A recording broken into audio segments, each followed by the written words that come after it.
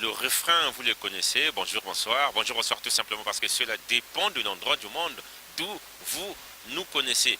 L'actualité ici en France, pour ne pas dire à Paris, c'est la présence du chef de l'État, Denis Sassou Nguesso, invité par son homologue Emmanuel Macron, venu justement pour le centenaire de l'armistice.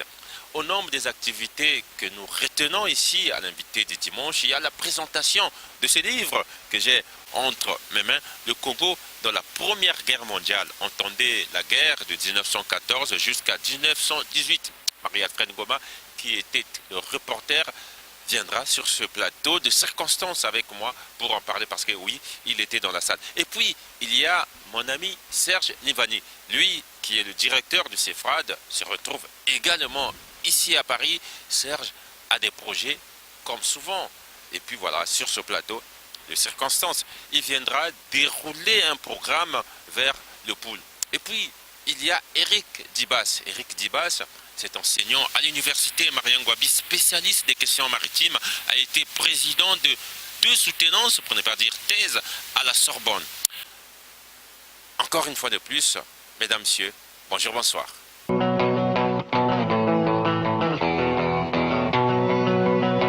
Je ne suis que journaliste, mais par expérience, j'ose dire, parce que je le sais, la diplomatie, son fort, c'est justement le maintien de relations inter-États. Le Congo, à Paris, Denis Sassou Nguesso était ici à Paris. Il y a eu plusieurs activités, mais comme je venais de dire dans mon lancement, il y a eu cette activité que nous retenons ici parce que fortement culturelle, nous le sommes, la présentation de cet ouvrage, Le Congo, dans la Première Guerre mondiale, c'est-à-dire la guerre de 1914 à 1918. Marie-Alfred Ngoma était dans la salle. Marie-Alfred que j'invite sur ce plateau. Mangoma, moi, je viens d'avoir le livre. Je m'en veux un peu parce que j'aurais bien voulu être là. Bon, on ne va pas développer ceci. Alors, on se tutoie, n'est-ce pas? Oui, bien sûr. Tu étais dans la salle, et puis tu as participé à cette cérémonie dédicace, si ce n'est la présentation de cet ouvrage, je ne veux pas le cacher, hein, de cet ouvrage. Dans voilà. Le Congo dans la Première Guerre. Et tu l'as lu, voilà, et s'il y a à dire, ça s'est passé comment? On m'a dit que c'était aux Invalides, là il est question de lieu, mais ça s'est passé comment finalement? Alors, mon cher Christian Martial Posse, bien sûr que, compte tenu de ton emploi du temps, tu ne peux pas être partout, mais cette fois-ci, nous, on était dans la salle, il y a eu la présentation, 100 ans, un siècle déjà, où le Congo était à l'honneur. Mais aujourd'hui, il fallait qu'on puisse faire ce rappel. L'occasion, tu as su le dire, le président Denis Sassou Nguesso était invité par son homologue Emmanuel Macron ici à Paris, et c'était l'occasion de présenter le livre Le Congo dans la Première Guerre mondiale, écrit par notre compatriote Léon Bemba. Léon Bemba. Alors, enseignant à l'université Mariangouabi, il m'a enseigné en fait, c'est ce que je veux dire. Voilà, donc en tant que journaliste, historien, il a présenté cette guerre. Pour dire, c'est un rappel justement, pendant 3/4 d'heure, il y a eu quatre voix, celles de Léon Bemba bien sûr, le journaliste Ebélé de TV5 Monde, Éric Deroux et le professeur. Qu'est-ce qu'ils ont dit? Ils ont dit exactement que le Congo, au Moyen Congo, à l'époque c'était le Moyen Congo a participé à la Première Guerre mondiale. La bataille de Mbirou, donc celle du 22 août 1914, juste un mois après la Première Guerre, quand la Première Guerre avait déclenché ici en France, au Congo, les Français étaient aux prises aux Allemands. C'est quoi exactement la guerre de Mbirou? La guerre de Mbirou, c'est près de Ouesso. Il y a eu d'ailleurs un roman de notre compatriote, une fois de plus, Bernard Zoniaba, qui avait parlé de ça. Zoniaba, le père du ministre Zoniaba, oui, les rescapés de Mbirou. J'ai lu le livre alors que j'étais encore à l'école primaire. Exact, parce que le livre est paru en 1966. Alors donc, pour revenir aux faits, c'était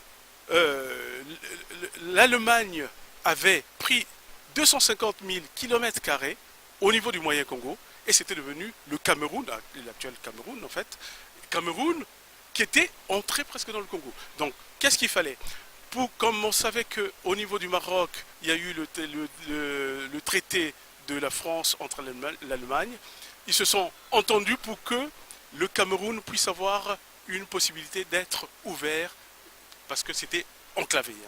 Enclavé, donc ils se sont entendus pour que le Cameroun puisse avoir la possibilité d'avoir accès au fleuve Congo, pour faire de telle sorte que le commerce plus Faciliter les échanges. les échanges. Alors, les Allemands étaient bien placés. Le poste de Mbiro, qui était un poste de douane, était tenu par les Allemands. Et ben, c'était sans compter avec la force de la France, qui a voulu à tout prix récupérer cette partie, 250 000 km². Comment est-ce que la France est arrivée à récupérer cette partie? Alors pour récupérer cette partie, donc en fait, C'est dans vos écrits. c'est selon les, Je veux dire, c'est dans les écrits, voilà. c'est même pas les écrits de Léon Bemba. Les archives se trouvent à Aix. Il a travaillé pendant très longtemps pour retrouver ces archives. Les archives disent que le Congo, le moyen Congo, a participé à la Première Guerre mondiale. C'est un rappel qui est très important et c'était l'objet de Une vérité rapportée. voilà, une vérité rapportée qui a fait l'objet pendant 3/4 d'heure, un rappel, la présentation du livre que tu as montré tout à l'heure, en présence du président Denis Sassou Nguesso et de son homologue aussi, Todera. Le président centrafricain était dans la salle avec tous les généraux, avec les ministres, le ministre Ngakoso des Affaires étrangères. Les affaires étrangères, des Congolais de l'étranger, et puis voilà. On aura du mal d'ailleurs à tous les citer parce que, en tout cas, tous. Il y avait plusieurs personnels. Le haut commandement de l'armée française était là. Notre ministre de la Défense, M. Monjo, Charles Richard Monjo était aussi présent. Voilà. Donc il y a eu 4 voix, comme j'avais dit au départ, pour parler de cette étape qui est souvent oubliée, même par les Congolais. Nous-mêmes, nous oublions que nous avons participé à cette Première Guerre mondiale, ce qui est important aujourd'hui. Et que ce soit les conférenciers ou ceux qui ont participé à cette conférence ont reconnu le devoir de mémoire. Une mémoire qui doit être entre la France et le Congo, enfin, ou le Congo et la France. Cette partie, ce pan de l'histoire doit être étudié par nos étudiants en France, enfin, nos étudiants au Congo et les étudiants français, un peu dans le monde. Parce que, bon, 100 ans après, on se disait la paix devait être retrouvée. Justement, il faut, pour que cela ne se fasse plus, il y a eu une deuxième guerre après où Brazzaville a été la capitale de la France libre, mais ça c'est bien après. Bon, hélas, on se disait que cette guerre-là devait avoir comme leçon de ne plus revenir dans le passé. Il y a eu quand même la deuxième. Donc ce livre vient, on ne peut plus comme rétablir un pan de la vérité de cette Première guerre mondiale. Et puis je disais que moi j'ai eu la chance de lire cet ouvrage alors que j'étais encore bambin et voilà, et c'est un livre qui est plus âgé que moi. Je ne parle pas de celui-ci, je parle des rescapés de Mbirou, paru en 66, je n'étais pas encore né. Et donc j'ai eu la chance parce que j'avais des frères aînés qui passaient sous le toit de mon père, qui avaient lu et après voilà, ils sont allés un peu plus loin étudier, ils avaient laissé les livres. Alors j'avais retenu dans ces livres, je m'en fous a perdu la guerre. Exactement. C'était... C'est-à-dire quand vous demandez aux habitants de Mbirou, ils vont se souvenir, je m'en fous a perdu la guerre. Et d'ailleurs on a la chance parce que l'histoire c'est un éternel recommencement. Notre ami Motse Akanati a eu... Et l'artiste, styliste, peintre, elle est tout à la fois, Motse. Motse, on a du mal à la classer, hein.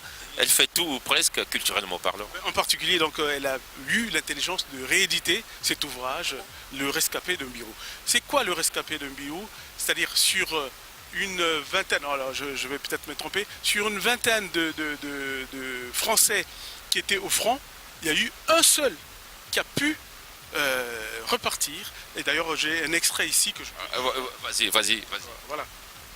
Alors donc, extrait d'une lettre du chef de poste de Wesso, de l'inspecteur des affaires administratives de Mosaka, le 26 août 1914. J'ai l'honneur de vous rendre compte que les détachements de l'armée à Wesso ayant pris part au combat à Mbirou a été repoussé et il y a eu uniquement un seul rescapé. Donc, c'est ce qu'on appelle le rescapé de Mbirou. Voilà, c'est un peu plus long, mais on va pas, le temps d'une émission, on ne va pas prendre... On n'aura pas tout le temps. En tout cas, Marie-Alfred Goma, moi je te dis merci. Merci à toi. Et On peut recommander voilà. vraiment le Alors, le numéro, parce que le numéro des dépêches c'est un numéro spécial ou peut-on l'avoir ici à Paris? Ben, il est distribué, de toute façon, peut-être pas ici à Paris, mais en tout cas, au niveau du groupe Adiac, on peut retrouver. Le groupe Adjak est où finalement? Donc, se trouve boulevard Denis Sassou Nguesso à Brazzaville. Ici à Paris. À Paris, ici, oui, bien sûr, mais c'est surtout au niveau du siège de Brazzaville qu'il faut adresser vos demandes pour avoir la possibilité de lire ce numéro Est-ce spécial. que vous êtes là en train de me dire qu'ici à Paris, pour la voir, on doit appeler Marie-Alfred Goma? Peut-être pas, mais il faut vous rendre au niveau de la direction. Mais nous, on fait de telle sorte qu'au niveau des réseaux sociaux, au niveau du site de Adiac, on peut retrouver tous les articles qui ont été publiés dans ce numéro spécial. Pour ceux qui sont restés papier, pour ceux qui sont restés... Oui, tout à fait, mais c'est toujours possible de télécharger au niveau de notre site Adiac. Oh, je comprends. Christian En tout cas, merci. Oui. Non, on ne peut pas terminer notre entretien sans dire que le livre de Léon Bemba a été publié aux éditions Les Manguiers au niveau de Brazzaville. Donc Les Manguiers, un sous-groupe du groupe Adiac, les Dépêches de Brazzaville. Voilà. Donc, tout est là et j'ai eu la chance de dire, moi c'est toi qui m'offres, j'ai suivi à la télé comme tout le monde. Et voilà, et je prendrai moi aussi le temps de m'en imprégner. En tout cas, merci. C'est très important pour notre mémoire, la mémoire commune, parce que si on n'a pas la possibilité de se rendre compte qu'on a une histoire, on ne pourra pas aller. On est perdu. On est perdu. En tout cas, merci Marie-Alfred Goma, merci. Voilà, et en fait, je te ravis tout simplement le micro que je tiens déjà entre mes mains. Merci, et puis on fait dessus Marie-Alfred Goma, et voilà.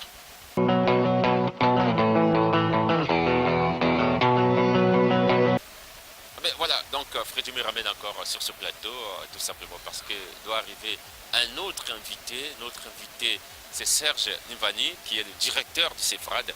Serge, voilà, c'est bien qu'on se retrouve ici à Paris. J'ai dit retrouver avec le préfixe ré, tout simplement parce que c'est pas pour la première fois. Moi, j'ai eu la chance, parce que ça n'a eu, de t'interviewer autant de fois ici à Paris, pardon. Et voilà, j'apprends que tu es finalement, on se tutoie, tu es finalement le directeur du CEFRAD à Brazzaville. Donc tu nous as fui, tu as quitté la France, tu es reparti au Congo, quoi de plus normal parce que tu es congolais, tu portes la congolité en toi, et je sais, avec les multiples débats qu'on a eu avec toi, il n'y a pas plus congolais que toi, cela se sait. J'ai discuté avec toi en off, hors micro, pour parler simplement et clairement. Tu déroulais ce programme vers le pool. Alors, c'est quoi ton programme vers le pool? Parce que je sais que tu es avant tout metteur en scène. Voilà. Oui, merci beaucoup Christian Martial Posse pour m'avoir donné l'opportunité de parler de ce programme qui me tient à cœur et qui est très très important car il s'agit de ramener la vie dans le département du Poul. Après ce qui s'est passé dans ce département où des populations ont été déplacées, meurtries.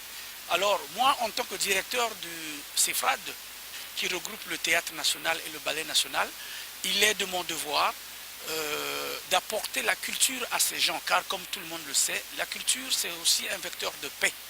Alors le programme sera tout simple, il consistera à organiser dans le département de Poul l'année prochaine, du 29 janvier jusqu'au 26 février, des séries de représentations dans 15 ou 16 villes et villages de ce département.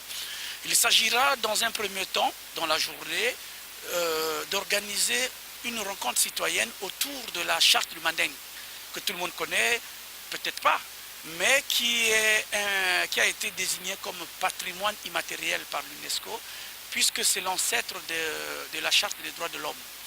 Alors, il s'agira avec ce texte de parler de la tolérance, de développer les idées de tolérance, de l'acceptation de l'autre, du respect de la vie, du respect de la nature. Et c'est très très important dans ce moment où notre pays connaît une grave crise économique et financière. Et c'est important qu'il y ait une solidarité humaine, qu'on respecte l'autre. Ce n'est pas parce que je ne suis pas du même côté que mon voisin que je veux lui mener la guerre. Alors, ce projet, c'est aussi, à travers la culture, soutenir les efforts de paix, les accords de paix signés entre le gouvernement et la fraction du pasteur Ntoumi. C'est notre rôle en tant qu'artiste d'apporter, comme je le disais tout à l'heure, de la vie à ces gens. Parce que les accords de paix, c'est bien, mais sans culture, sans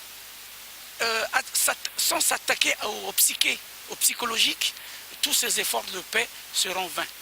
Et donc, nous, avec le Théâtre National et le Ballet National, nous allons présenter chaque soir dans ces villes et villages des spectacles. Donc, notre séjour durera 2 jours par village et ville.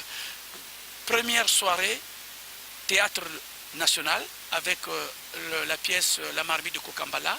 De Kimenga. De Kimenga, bien sûr, auteur congolais.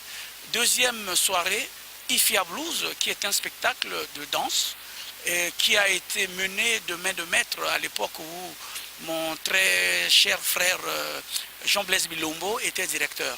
Et ensuite, après ces 2 spectacles, il y aura chaque soir un orchestre congolais qui doit animer la soirée pour garder cette espèce de fête.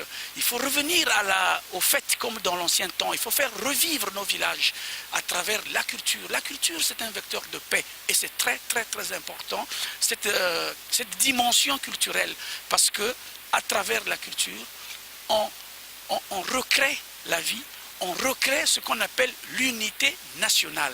Parce que c'est à travers la culture qu'un Congolais se reconnaît. Parce que, juste pour expliciter cela à travers une anecdote, j'étais au Japon, et il y avait une rencontre entre le Japon et l'Afrique. Je me baladais au marché Akihabara, qui est un marché où on vend tous les produits électroniques, et je croise les gens qui parlaient en boshi.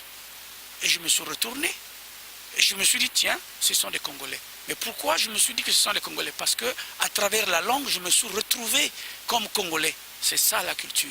Et c'est ça notre rôle. C'est de faire en sorte que tout Congolais, d'où qu'il soit, à travers le spectacle, à travers les chants, à travers les danses, se dit, tiens, ça vient de chez moi. Et non, ça vient de chez l'autre.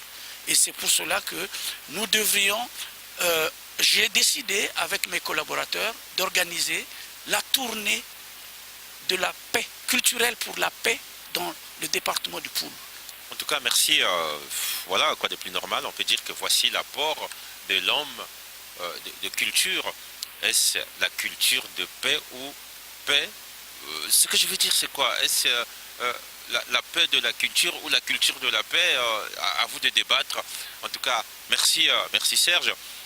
On s'est rencontrés et puis on a eu à discuter. J'ai dit tout de suite, accorde-moi cette interview. Alors, ça peut faire un peu l'insolite, ça peut faire un peu scoop, parce que je ne mentirai pas si j'ai dit à nos téléspectateurs, je suis celui qui a eu cette chance d'entendre ceci avant.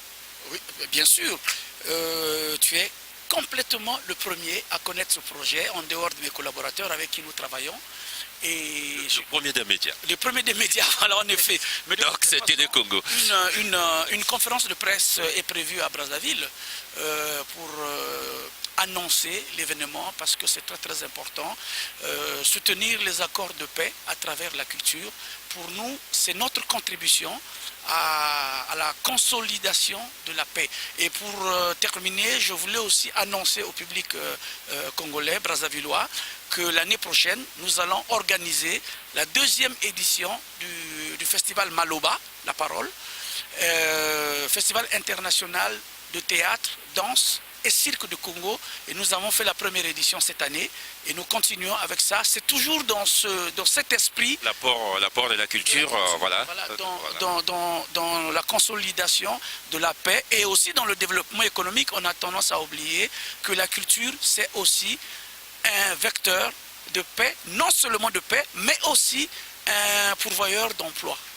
Pourvoyeur d'emploi, voilà, c'est ce que j'y retiens. Autre chose, c'est justement les différentes soutenances qui ont eu lieu à la Sorbonne, où nous avons eu la chance d'avoir un Congolais spécialiste des questions maritimes, le docteur Eric Dibas, qui était ici à la Sorbonne, président du jury c'était une Chinoise qui a soutenu justement sur le commerce transmodal. Et puis il y a eu ces jeunes Sénégalais. De façon presque voilà, synthétique, voici les différentes images et interviews accordées lors de ces deux soutenances présidées par ce Congolais, enseignant à l'université, je crois l'avoir déjà dit, Eric Dibas.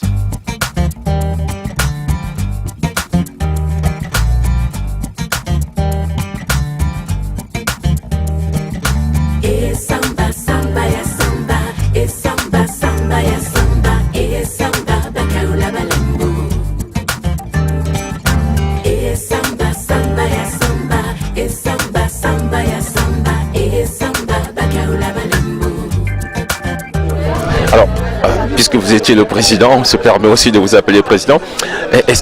La première des questions est celle de savoir le travail en lui-même et qui plus est avec la présence des impétrants dans la salle, voilà, en plein exposé. Quel effet ça vous fait que de l'avoir lu d'abord et en plus l'écouter?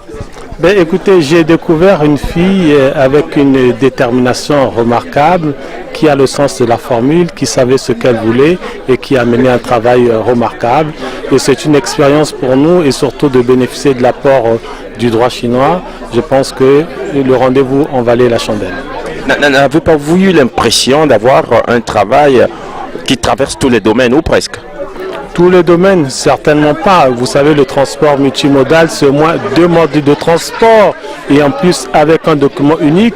Donc ça veut dire que nous étions autant dans le maritime que dans le ferroviaire, le terrestre et l'aérien. J'allais dire dans le maritime plus, pour reprendre l'expression du professeur Philippe Becbec, pour essayer de consacrer les règles de Rotterdam, qui est la Convention des Nations Unies, pour un contrat de transport international de marchandises effectué entièrement et partiellement par mer, convention que dois-je dire que le Congo a ratifiée en 2014 et dont les dispositions pertinentes ont été intégrées le 22 juillet 2012 dans le Code communautaire de la marine marchande. C'est dire tout l'intérêt de ce rendez-vous parisien, j'allais dire ce rendez-vous de la Sorbonne. On a traversé l'économie, on a traversé presque aussi la sociologie dans cette thèse. Oui, tout à fait, parce que vous savez que nous avions l'avantage d'avoir une impétrante qui est de nationalité chinoise. Et donc, quand on parle de contrat, il faut parler également de psychologie, sociologie, tenir compte de l'identité des parties pour mieux apprécier comment est-ce que les éléments de discussion vont se nouer. On vous retrouve ici alors que vous êtes enseignant à l'université Marian Ngouabi. Essayez un peu de nous expliquer comment en êtes-vous arrivé là?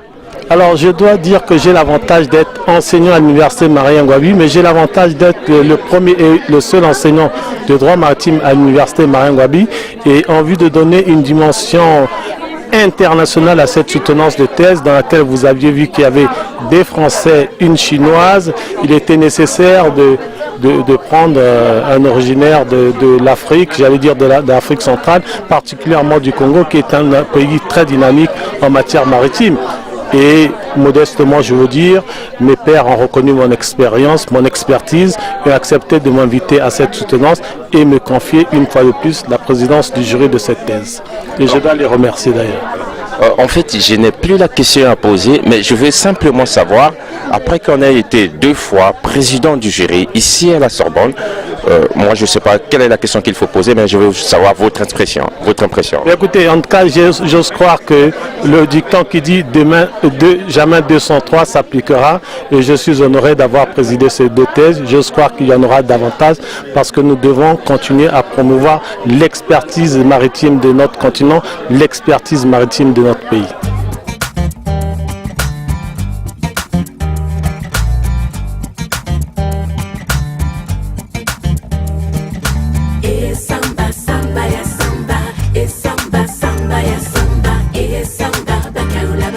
Je vais vous poser une question simple.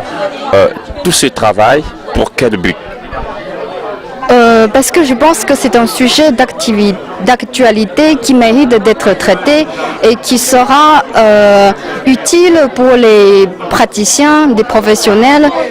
Et comme j'ai dit dans mon discours introductif, c'est un sujet très présent dans notre vie quotidienne. Est-ce qu'à un moment, pendant votre exposé, vous avez senti un peu de peur vis-à-vis des membres du jury? Au départ, je tremblais, mais une fois que je suis entrée dans mon rôle de mon travail, j'ai oublié le stress. Et le membre du jury, comment l'avez-vous trouvé?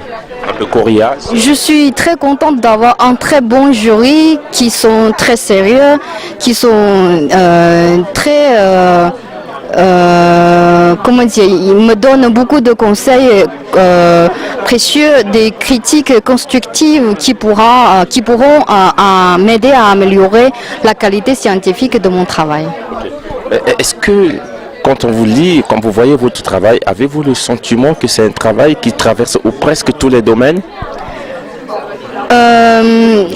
Oui, je disais que c'est un sujet très complexe qui traversait les domaines économiques, politiques, juridiques et culturels. Mais je suis une juriste, je dois me concentrer sur l'aspect juridique. N'empêche qu'il y a des aspects qui sont intéressants à soulever dans mon travail. Je veux bien voler cette formule qui est la vôtre. Finalement, votre bateau votre petit bateau est-il arrivé à bon port? Oui, un petit navire battant pavillon chinois qui est enfin arrivé au port. Okay. Alors, madame, je vais déjà vous dire merci. Merci à vous donc de nous accorder cette interview. Est-ce que, à un moment, il vous est arrivé de penser que votre MP30 avait ou presque abordé tous les domaines? Non, bien sûr que non, mais on n'aborde jamais tous les domaines dans une thèse. C'est pour ça qu'il faut poursuivre une carrière où on prolonge ses interrogations, ses recherches, etc. dans un monde qui bouge sans cesse. Avez-vous l'impression qu'elle a atteint son but dans son travail? Oui, elle a essayé dans son travail d'aller aussi loin que possible dans la perspective du développement de la Chine sur les routes de la soie et sur la conquête de la Chine dans ses relations avec des partenaires commerciaux étrangers et en particulier africains. Une problématique très très contemporaine. La problématique est absolument d'actualité. Il y a de transport de lignes régulières que multimodal.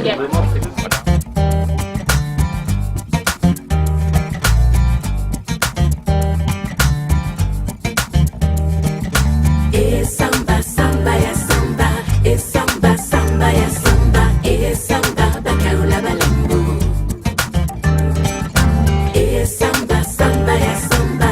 Et samba, samba, ya samba. Et samba, bakaula balambo. Alors, chers gens, nous vous en remercie. Merci à vous donc de nous accorder cette interview. Nous savons qu'il y a beaucoup de choses à faire, sinon par faire. Mais il y en a aussi qui ont été déjà faites et bien faites. Sinon, oui, lesquelles? Dans ce domaine particulier de la dématérialisation. Selon la théorie de la pétrole. Oui, la thèse a été, comme on l'a dit, c'est une somme importante, donc il y a des travaux qui sont importants, donc il y a une bonne présentation de la question, de la dématérialisation des documents, mais il faut peut-être aller plus loin, approfondir certains points pour que la thèse soit totalement aboutie. Donc il y a donc toute une recherche importante qui a été faite, qui méritait d'être faite, qui devait être faite, puisque la thèse précédente est datait d'une dizaine d'années, la thèse de M. Garot qui était présent dans le jury. Donc depuis la thèse de M. Garot, il fallait faire le point, c'est ce qui a été fait par M. Dion. Alors le jury s'est permis de lui faire quelques remarques pour attirer son attention, notamment sur quelques textes récents qui auraient mérité d'être davantage approfondis. Mais la thèse est un apport important à la question de la dématérialisation. Vous dites approfondir quelques points, quelques exemples finalement. Oui. Par exemple, sur la constitution d'un tribunal, là le jury a exprimé un certain nombre de réserves. C'est peut-être pas très opportun d'envisager la constitution d'un tribunal international. Donc très difficile là, d'envisager cette question. Bon, il y a le problème aussi, par exemple, de la circulation des documents informatiques, qui aujourd'hui pose problème parce que les opérateurs n'ont pas suffisamment de confiance. Alors pourquoi les opérateurs n'ont-ils pas suffisamment de confiance? Là, c'est peut-être plus une question sociologique ou une question psychologique qu'une question juridique. Mais là, ce point aurait mérité peut-être d'être traité avec davantage d'éléments d'ordre de caractère pratique. Vous voyez, c'est ça. Encore une fois, la thèse, c'est une bonne thèse, intéressante, mais qui est peut-être parfois un peu trop théorique et on aurait aimé avoir un peu plus d'éléments concrets, mais cela suppose naturellement des analyses sur le terrain, des études sur le terrain. Monsieur Dione n'a peut-être pas eu tous les moyens pour faire ces études sur le terrain. Vous qui prétendez ne pas être un spécialiste du domaine, pourtant oui, vous avez trouvé quelques aspects qui semble-t-il, finalement on dit que quelque part l'impétrant n'a pas eu, et c'était lesquels à juste à titre de rappel pour nous. Oui, j'ai beau ne pas être spécialiste, mais il y a des règles académiques qu'on doit observer pour la soutenance d'une thèse. C'est notamment à propos de l'introduction, où l'impétrant a fait plus de 68 pages, ce qui ne se fait pas. Il y a un problème de délimitation que j'ai soulevé. Qu'est-ce qu'il fallait de quoi? Du droit français, du droit africain, du droit européen? Ça, il ne l'a pas dit. On nous demande de le préciser dans l'introduction. Enfin, un Africain qui soutient une thèse sur un problème de dématérialisation qui est universel, parce que les technologies de l'information et de la communication sont universelles, sont mondialisées. Pourquoi ne pas mettre l'accent, mettre en relief ce qui se passe chez lui? Au Sénégal, où nous avons été le premier pays à adopter le nombre de lois, pratiquement toutes les lois françaises, on les a à Dakar. Certains pays comme la Côte d'Ivoire, comme le Maroc, et parler des effets induits par la démocratie. Il y a des aspects avantageux qu'on ne peut pas nier, mais il y a aussi quelques envers. La perte d'emploi des intermédiaires, c'est un aspect qui aurait pu être soulevé. Mais globalement, la thèse, elle est satisfaisante malgré tout. Justement, vous dites qu'il y a des aspects positifs qu'on ne peut pas nier. Et c'est lesquels finalement? La célérité dans les affaires. Le commerce a besoin de quelque chose de très rapide là. On ne peut pas continuer à utiliser le papier avec les retards qu'on a dans la livraison, dans le transport des marchandises. Si tout se fait avec l'ordinateur, il suffit d'un clic pour que tout se réalise. Ça, c'est un aspect extraordinaire. Ça fait gagner du temps, ça fait gagner de l'argent. Donc, il y a une plus-value à la fois économique, matérielle et tout. Et puis, on s'en rend compte, nous, pays africains, qui importons au Sénégal pratiquement la totalité des commandes. Et combien de bateaux ils viennent au Sénégal pour transporter le riz, le maïs qu'on ne produit pas, nous? Les Sénégalais ne mangent que du riz. Or, le riz n'est pas produit chez nous au Sénégal. Alors, ne serait-ce que sur ça, il y a une rapidité, une célérité dans les affaires maritimes qui font qu'avec la démocratisation, c'est des avantages extraordinaires. Mais il ne faut pas s'arrêter aux avantages, il faut aussi les effets induits que ça peut induire là. Et parmi ces effets, il y a certains qui sont négatifs et qu'il faut essayer de tempérer, d'édulcorer ou de tamiser pour éviter que justement qu'on ait que le mauvais côté des choses. Ce qu'on peut lui reprocher à l'impétrant, parce qu'il a fait un travail remarquable, c'est justement d'avoir minoré ce que l'Afrique fait en ce domaine pour justement s'adapter aux nouvelles technologies. Docteur, déjà nous vous en remercie. Merci à vous donc de nous accorder cette interview. Tout de suite, je profite aussi déjà de vous dire merci et félicitations. Merci parce que vous nous accordez cette interview. Félicitations parce que voilà, vous l'êtes. Et ça se passe à la Sorbonne. On vient de l'Afrique, on sait ce que c'est que la Sorbonne. Moi, je reviens à vos propositions. Vous faites cette proposition d'une législation internationale autour de la question. S'il faut revenir sur cet aspect de façon précise, mais en peu de temps, c'est exactement dire quoi? Je vous remercie d'abord. Quand j'ai proposé de créer une convention internationale sur le commerce électronique, effectivement, c'est du fait des problèmes qu'on rencontre aujourd'hui, surtout la cybercriminalité, qui est planétaire. Il faudrait mettre en place une législation internationale qui, à mon avis, va régler ce problème. C'est-à-dire qu'on donnera à cette convention un aspect planétaire et en même temps, à l'intérieur, il y aura un tribunal. Et c'est ce tribunal-là qui va régler tout ce qui est problème juridique. Les États, les personnes physiques pourront saisir ce tribunal et voir leur contentieux réglé. Mais il se trouve, comme on a dit tout à l'heure, il y a un problème pour cela, parce qu'il faudrait d'abord que les États se mettent d'accord pour cette création. Justement, selon vous, sauf si je me trompe, ceci n'est que l'aboutissement d'une convention. Et sur ce point, peut-être je suis un peu d'accord avec vous, loin de s'en prendre aux sachants qui étaient dans la salle. Est-ce que avez-vous ce sentiment? Effectivement, je suis parfaitement d'accord avec vous, mais tant qu'il y a la politique derrière, ce serait très difficile d'y parvenir. Et comme je l'ai dit tout à l'heure, la Convention de Notre-Dame est là. Et tout à l'heure, on l'a cité, il n'y a que 3 États qui l'ont ratifiée. Et là, je pense que c'est les États-Unis qui bloquent même les ratifications des conventions. Parce que c'est eux le moteur du monde, c'est eux qui dirigent. Dès qu'ils ratifient une convention, les autres États suivent. Les autres États suivent. Et là, actuellement, le problème de l'électronique est un problème majeur. Et je pense que là, on va venir, c'est-à-dire qu'on arrivera peut-être à la création de ce tribunal, mais ce sera très difficilement. C'est très très difficile d'y parvenir. Mais moi, en tout cas, j'y crois. J'y crois. Avez-vous eu un moment pendant votre exposé l'idée de penser que voilà, ils te sont très coriaces, c'est le monde du jury? Effectivement, c'est cette question même que je me suis posée, c'est-à-dire que la question, ça ne se trouve même pas dans la thèse, en fait, c'est dans la présentation que je me suis dit, tiens, mais bon, il y a des problèmes, il faudrait quand même que j'en parle pour essayer de voir leur opinion sur la question. Et vous qui étiez avec moi dans la salle, vous avez vu la réaction, donc il y a une hostilité, bon, entre guillemets. Il se pose la question, mais comment on va organiser ce tribunal? Comment on va organiser cette convention? Et ça va régir quoi? Les questions sont là. Si on est parvenu à une convention sur les crimes contre l'humanité, pourquoi pas une convention sur le commerce électronique? Parce que là, la plupart des crimes sont commis du moins à travers l'Internet actuellement.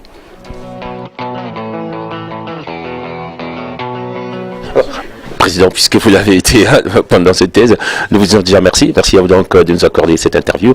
On a tous assisté, on était dans la salle. Revenons aux aspects essentiels, les aspects positifs que l'on peut retenir de cette thèse. Selon vous, bien sûr. Oui, positif, c'est de savoir quelle est l'opportunité de la dématérialisation des documents du commerce maritime de manière générale et en Afrique en particulier. Je viens d'un pays de la CEMAC. C'est une question de grande importance et de constante actualité qui nous intéresse, qui nous interpelle, qui nous invite à aller très très vite si nous ne voulons pas continuer à subir le fossé, pays transporteur, pays chargeur. Voilà, nous avons eu un certain nombre d'éléments de réponse, mais nous avons compris également qu'il y a quelques outils nouveaux. L'informatique pose encore d'énormes problèmes sur lesquels les juristes doivent travailler pour y apporter des réponses relativement rapides et concrètes. L'impétrant a eu à faire également quelques propositions, si ce n'est des projections. Vous avez retenu quelques-unes? Oui, certainement. Il nous a proposé la création d'un tribunal international du commerce électronique, mais vous avez compris que cette proposition n'a pas retenu l'adhésion des membres du jury. Mais enfin, c'est un pas en avant. Il a exploré un certain nombre de pistes, notamment celle de la blockchain dont il a vite abandonné, mais ce sont des sujets d'avenir. En Afrique centrale, particulièrement où aujourd'hui les guichets uniques sont en train de faire leur chemin, il faudrait que la mise en œuvre se fasse de manière effective. En tout cas, ce sont les enjeux d'aujourd'hui et de demain. En tout cas, nous vous disons merci. Merci à vous donc de nous avoir accordé cette interview. Merci. Voilà, c'est la fin de cette émission, invité du dimanche, réalisée sur la place de Paris, grâce également à Freddy Mizele, caméraman, réalisateur, mais aussi patron des éditions Flamme Images. Nous disons merci une fois de plus à Marie-Alfred Goma, à Serge Nevoni qui ont accepté donc de jouer ce jeu. Et puis oui, à vous les téléspectateurs, vous, oui, chaque dimanche qui nous attendez. Une fois de plus, merci.